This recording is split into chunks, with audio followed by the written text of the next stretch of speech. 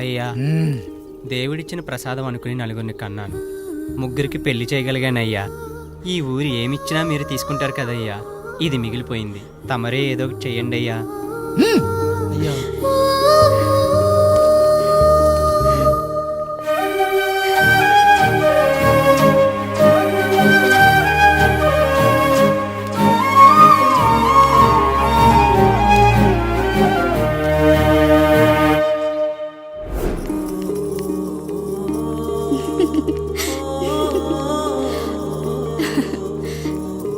ఈ ఇల్లు, ఆస్తి, ఇంత గొప్ప భర్త, పిల్లలు, చాలా ఆనందంగా ఉందండి. కానీ నాకు ఒకటే లోటు. మన తర్వాత మన పిల్లల్ని చూసుకోవడానికి వీళ్ళకొక అన్నయ్య కావాలండి. అచ్చం మీ పోలికలతో వీళ్ళకొక అన్నయ్యని కందామండి. నువ్వు అడిగితే కాదనగలనా?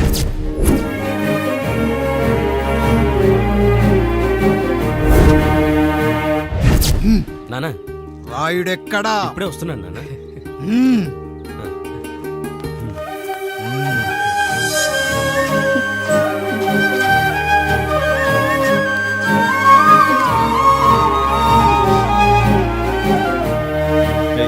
చూడరా, మీ అన్న మీద పగ తీర్చుకోవడానికి నీకు ఇదే సరైన సమయం. పర్లేదంటావా? ఏం పర్వాలేదు. అయ్యా, ఎరా రంగా, ఏం కావాలో అడగరా. నీకంటూ ఏమి ఇవ్వలేదు, నువ్వు ఏమి అడగలేదు. చెప్పరా. మా అన్నకు నాకు పడట్లేదయ్యా. తోడ పుట్టినవాడని చాలా సహించాను. అడ్డమైన దానాలు చేసి ఆస్తి మొత్తం పోగొట్టాడు. ఇప్పుడేం కావాలరా? కొద్దిగా ఈ కత్తి తీసుకొని వాడిని చంపి పెట్టండి అయ్యా.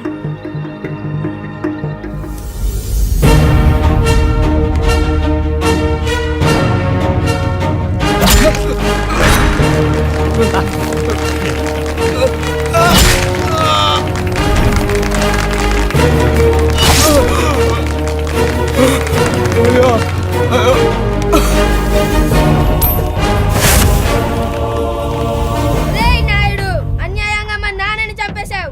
గుర్తుంచుకో, ఈ నాయుడి కొడుకు నీ కుటుంబం పాలిట సైనికుడిగా మారబోతున్నాడు. నిన్ను, నీ కొడుకుని, ఆడికి పుట్టబోయే కొడుకుని అందరినీ లేపేస్తా.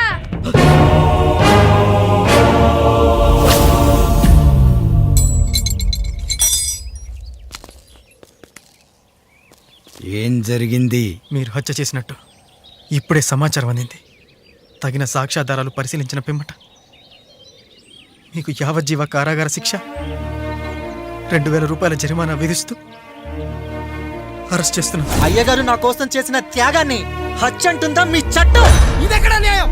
మనిషికి ఇచ్చిన మాట నిలబెట్టుకుంటే అరెస్ట్ చేస్తారా? ఏ దేశంలో ఉంది చట్టం? నన్ను ఏం చేయమంటారు రాయుడు గారు? 9వ తరగతి చదివి ఊర్లో గాలికి తిరుగుతున్నా నన్ను మీ మనిషి ఒకడు పోలీస్ స్టేషన్లో ఉండాలని నన్ను ఎస్ఐ చేశారు. సాటి మనిషిని స్వేచ్ఛగా హత్య చేసుకోవాలని దౌర్భాగ్య స్థితిలో బతుకుతున్నాం మనం. మీరు చేసిన ఈ గొప్ప పనిని అర్థం చేసుకునే సంస్కారం, విజ్ఞత, విజ్ఞానం మాకు లేవు సార్, మాకు లేవు.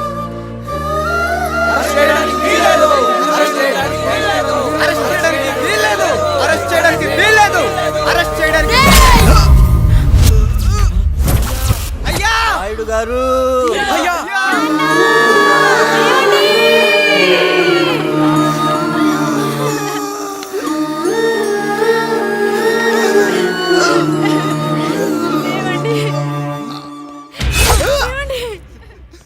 నొప్పిగా ఉందిరా.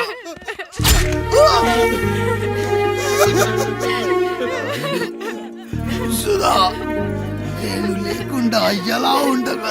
పర్వాలేదండి, బిడ్డలతో నేను ఉండిపోతాను. అయ్యో, ఈ పాడు సమాజం నిన్ను మనశ్శాంతిగా బతకనివ్వదు. ఇంతమంది పిల్లల్ని చూసుకుంటూ భర్త లేకుండా ఎలా బతకగలం?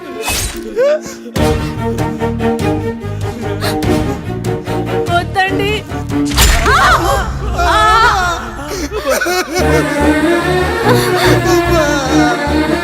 రాయుడు, బిడ్డలు జాగ్రత్త.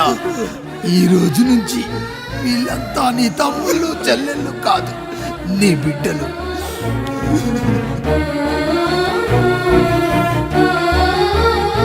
ఎక్కడికి వెళ్ళనురా, నీ కష్టం వస్తే ఒక్కసారి నాన్న అని పిలవరా, ఆ సమాధిలోంచి అయినా లేచొస్తా.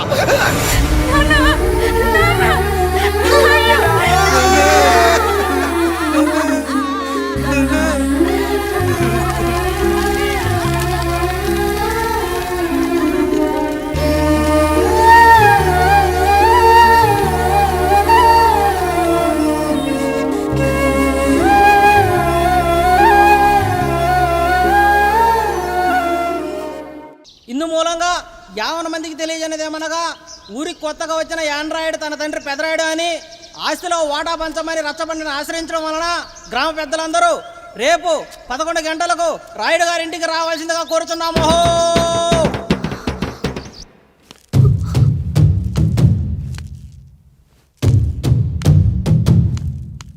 ఎందుకొచ్చారు? తన తాత పాపారాయుడు గారు ఆస్తి తనకు కూడా కావాలంటూ పంచాయతీలో ఫిర్యాదు చేశాడయ్యా.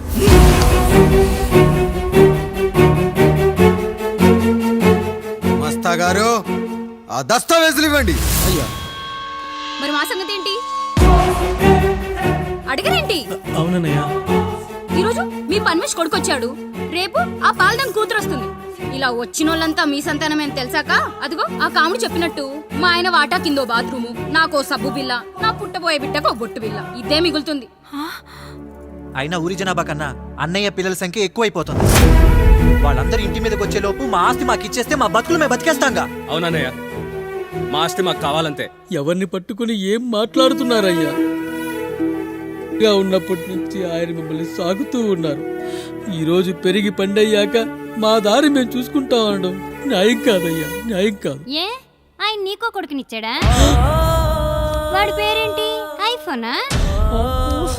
ఎరా, ఆస్తి కావాలా? 4 బ్రష్లతో తోముకుంటే ఎక్కడ విడిపోతామో అని నా బ్రష్ టూత్ పేస్ట్ నీకు త్యాగం చేసినప్పుడు అప్పుడు అడగాల్సిందిరా, అన్నయ్య ఆస్తి కావాలి అని. ఎరా, నేను వాడిపారేసిన లంగోటాలు మార్చి మార్చి చొక్కాలు చేతిగుడ్డలుగా వాడారే, అప్పుడు అడగాల్సిందిరా, అన్నయ్య ఆస్తి పంచు అని. నువ్వు 6 నెలల పసికందుగా ఉన్నప్పుడు పాల కోసం ఏడుస్తుంటే నిన్ను తీసుకెళ్లి పసుల దొడ్లో కట్టేశానే, అప్పుడు అడగాల్సిందిరా, అన్నయ్య నాకు ఆస్తి కావాలి అని. మా తండ్రి గారు పాపారాయుడు పోలికలు నాకు, నా పోలికలు ఆండ్రాయిడ్కి. అసలు మా కుటుంబంలో ఏ పోలికలు లేని మీకు ఎందుకు ఇవ్వాలరా ఆస్తి? ఆస్తి లేదు, గీస్తి లేదు. Get out, get out, get out, get out, get out, get out అని నేను అనొచ్చు, కానీ అనగలనట్రా? అనలేను. ఎందుకంటే మీరంతా నా తమ్ముళ్ళు, నా చెల్లెళ్ళు. రక్తం తాగిన దోమ కూడా వెళ్ళేటప్పుడు కృతజ్ఞతగా ఏ మలేరియానో టైఫాయిడో వదిలి వెళ్తుంది. కానీ రక్తం పంచుకొని పుట్టిన మీరు ఈ అన్నయ్య కోసం ఆస్తి కూడా వదల్లేకపోతున్నారు కదరా. గుమస్తా గారు, నా యావదాస్తి నా తమ్ముళ్లకు, చెల్లెళ్లకు వాళ్ళ పేర్ల మీద రాయండి. నాకు చిల్లి గవ్వ కూడా అక్కర్లేదు. ఇక ఈ ఇంటికి నాకు ఎటువంటి సంబంధం లేదు. లక్ష్మి, సావిత్రి, మీ చీరలు విప్పేయండి. ఇక్కడికి వచ్చేటప్పుడు ఏ చీరలు కట్టుకున్నారో వెళ్ళేటప్పుడు కూడా అదే చీరలు కట్టుకోండి. వెళ్ళిపోదాం. దస్తావేజులు తీసుకురండి.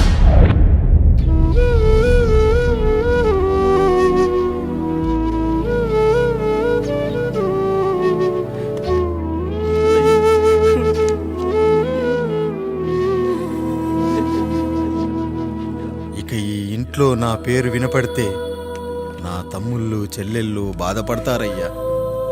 ఈ ఇంట్లోనే కాదు, ఈ దస్తావేజులో కూడా నా పేరు ఉండకూడదు. నేను ఇక్కడ సంతకం పెట్టి వీళ్ళ మనసు నొప్పించలేను. అయ్యా, మొత్తం వదిలేసి మీరెలా బతుకుతారయ్యా? ఎండకు నీడలా, వర్షానికి గొడుగులా నన్ను ఇన్నాళ్ళు కాపాడింది.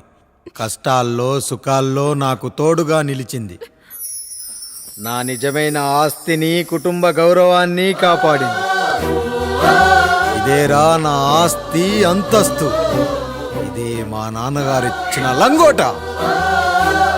బంగారం లాంటి తమ్ముళ్ళే లేనప్పుడు నాకు మాత్రం ఈ బట్టలెందుకురా? బట్టలెందుకురా? బట్టలెందుకురా? బట్టలెందుకురా? వెతికిన దొరకదే రూపం, అరి పిలిచిన పలకదే ప్రాణం. వెతికా నువ్వు నడిచిన దారుల్లో, బ్రతికే నువ్వు విడిచిన శ్వాసల్లో. హో నీడనడిగా గాలినడిగా ఎక్కడని నా ప్రాణం, ఏరునడిగా ఊరునడిగా ఎందుకని మౌనం. బాధనను విడువనని తడిమినది వెంటపడి.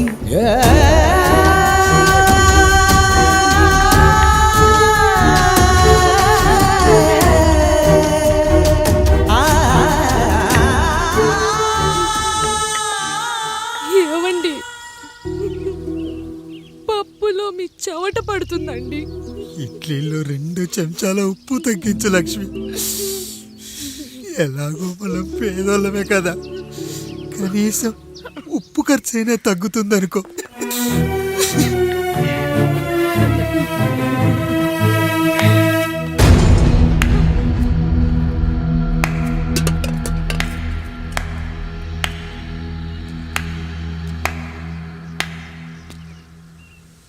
పప్పు రుబ్బుతున్నావా పెదరాయుడు?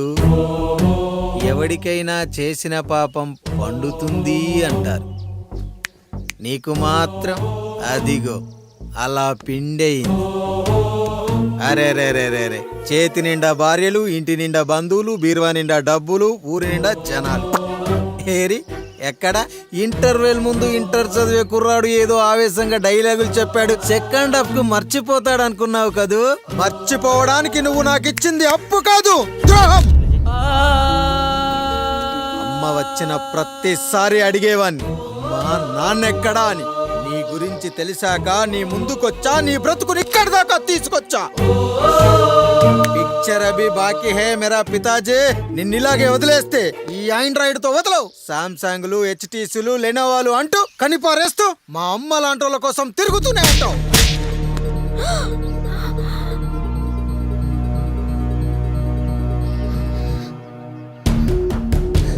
అమ్మా అమ్మా, ఛీ, నన్నలా పిలవకురా. ఎవరిని పట్టుకొని ఎన్ని మాటలు అంటున్నావురా? రాయికి వరమిచ్చిన రాముడు దేవుడైతే, ద్రౌపదికి చీరిచిన కృష్ణుడు దేవుడైతే, నాకు బిడ్డనిచ్చిన ఆయన కూడా దేవుడేరా. ఏంటి, ఇలానే వదిలేస్తే బిడ్డల్ని కంటూ వెళ్తాడా? అసలు ఆయన కంటూ సొంతంగా ఒక్క బిడ్డ కూడా లేడు.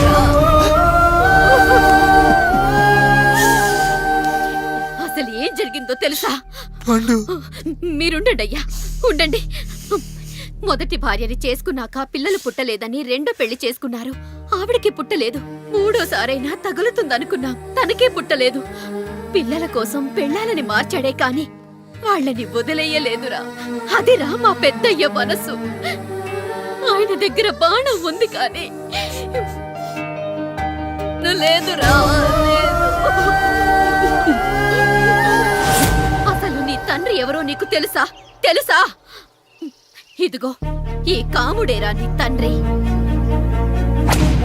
గేదె నల్లగా ఉన్నంత మాత్రాన పాలు తెల్లగా ఎలా ఉన్నాయనే కదరా నీ ప్రశ్న. దానికి సమాధానం చెప్పాలంటే, ఒక వర్షం కురిసిన రాత్రి నేను 9వ నెల బాలింతగా ఉన్నప్పుడు. పండు పండు, ఇదిగో. ఏమిటండి ఇది? నిద్రలేస్తే నేను, బయటికెళ్తే కంటోడు, పక్కకెళ్తే పాలేరు, ఎప్పుడూ తిరిగే తాయారు. రోజు మమ్మల్ని చూసి చూసి బిడ్డ కూడా చిట్టుమొహం వేసుకుని పుడతాడేమో అని భయంగా ఉంది. కడుపులో ఉన్నప్పుడు మనం ఎవరి మొహాలైతే చూస్తామో అచ్చం వారి పోలికలతోనే పుడతారంటారు. పొరపాటున నా పోలికలతో పుడితే? అదేంటి కాముడు, నీకేం తక్కువ? జుట్టు ఉండాల్సిన చోట లేకుండా అవసరం లేని చోట విపరీతంగా పెరిగిపోతుంది. మనకు పుట్టబోయే బిడ్డ గొప్ప అందగాడై ఉండాలి. ఇదిగో రోజు ఈ దేవుడి ఫోటోలు చూడు, వాళ్ళలాగే అందంగా పుడతాడు. కడుపుతో ఉన్నప్పుడు ఎవరి ఫోటో చూస్తే ఆ పోలికలతో బిడ్డ పుడతాడా? కనిపించని దేవుడి పోలికలు నా బిడ్డకెందుకు? ఈ ఊరికి దేవుడు రాయుడు. నా బిడ్డ ఆయనలాగే పుట్టాలి, ఆయనలాగే పుట్టాలి.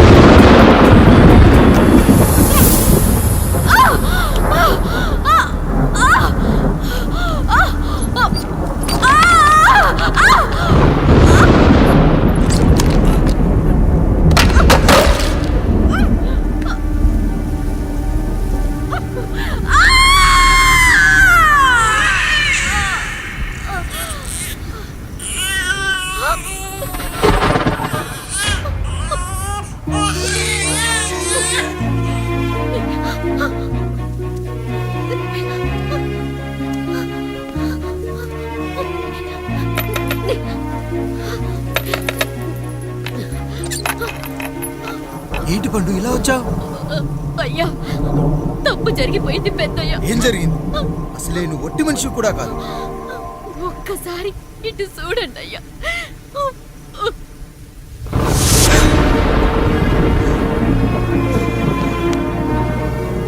వీడేంటి అచ్చం నాలా ఉన్నాడు? అసలేంటి, ఎందుకు ఇలా జరిగింది? నువ్వు ఎప్పుడైనా చీకట్లో పంపు సైడ్ దగ్గరికి వచ్చావా? మరి అమలాపురంలో శివాలయం దగ్గర రత్నాలు నీకేమైనా అమ్మవుతుందా? లేదు. పిఠాపురంలో పద్మ, రామాపురంలో లక్ష్మి, కాకినాడలో సుజాత. అయ్యో దేవుడా, అయ్యా అసలు ఇదంతా ఎలా జరిగింది పండు? అయ్యా ఇదంతా కాముడి వల్లే అయ్యా, కాముడి వల్లే. కాముడా? కాముడు కుటుంబానికి నాకు ఏం గుర్తు రావట్లేదే. ఎన్నని గుర్తు పెట్టుకోగలను నేను మాత్రం. అయ్యా అది కాదయ్యా.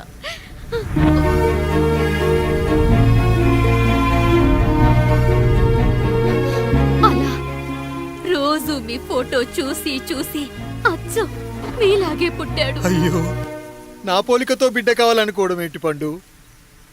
నువ్విలా చేయడం ఏంటి పండు? పోలికల కోసం ఫోటోలు ఎందుకు చూసావు పండు? అందుకే కదయ్యా ముందు ఆ డైలాగ్ చెప్పాను, తప్పు జరిగిందని. ఇప్పుడు ఏం చెయ్యాలయ్యా? స్వచ్ఛమైన మన ప్రేమను ఈ పాడులోకం అర్థం చేసుకోదు. కనీసం మీ ఇద్దరి జీవితం బాగున్నా ఆనందపడేవాని. వీణ్ణి ఇక్కడ ఉంచొద్దు పండు, బయటికి పంపించు. బయటికి పంపించి బాగా చదివించు, గొప్పవాణ్ణి చెయ్యి. వీడికి అయ్యే ఖర్చంతా నేనే భరిస్తా. అవసరమైతే ఆ డబ్బు కాముడి జీతంలో కట్ చేద్దాం. అయ్యా వెళ్లే ముందు వీడికొక పేరు పెట్టండి అయ్యా. వీడు ఇంకో రాయుడు, అంటే ఇంగ్లీష్లో అండ్ రాయుడు, అండ్ రాయుడు.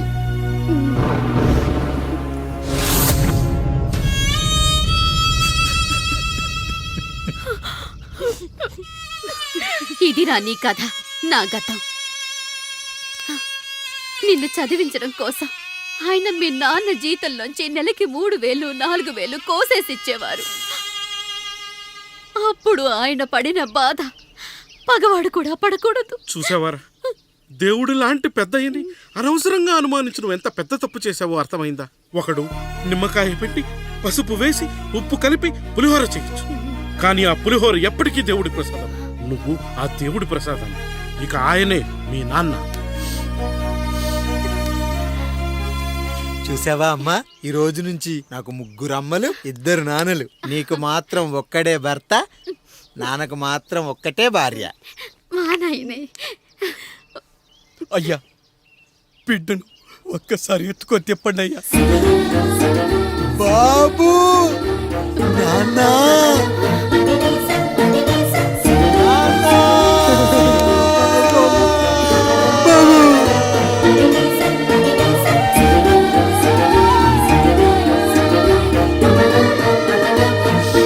నన్ను క్షమించు నాన్న. ఇప్పటికైనా నిజం అర్థం చేసుకున్నావు. అది నాకు చాలురా, చాలు.